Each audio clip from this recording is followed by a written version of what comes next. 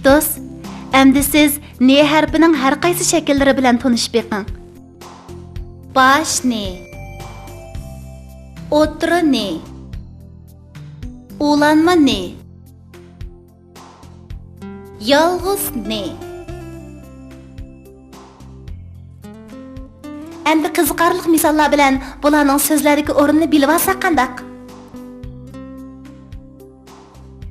Nazim nog'ra challadi, Nodira naqshi aytidi. Nonni yegili odam yo'q. Kipinak yaqin kelgina. Kelning liviga berib qomgina. Hay budek tiyin, mengishing qiyin. Nima ko'rsang yeb, qollisan keyin. Ketmen çapardadila. O'tin tirar onila.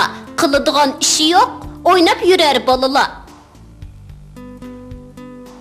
Kichik do'st, siz yuqorida ikki harfning har xil shakllari bilan tanishib chiqdingiz. Endi ularning o'zaro qanday qo'shilganligini bilgingiz bormi? Ne'ga oyoq ani qo'ysak, na bo'ladi. Ne, ana. Ne, ana, ne, nan. Ağa nani qo'ysak, ana bo'ladi. A, ne, ana, ana.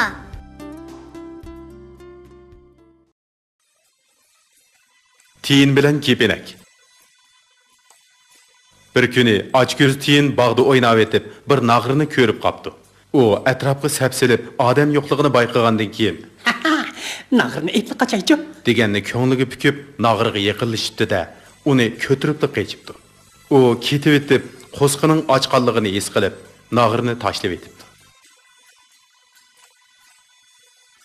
U bir uyning oldiga keldi va bir ayolning tunurga nay yiqayotganligini, qizirib pishgan nonlarning tunur beshiga yeyib qo'yilganligini ko'rib, nafsi taqildab ketdi-da, nondan birini o'g'irlab, tunurning yendiki daraxtning shexiga chiqib o'ltirib yey deb turishiga, tunur beshidagi qo'g'inga ko'zi tushib, nonni tashlab etibdi.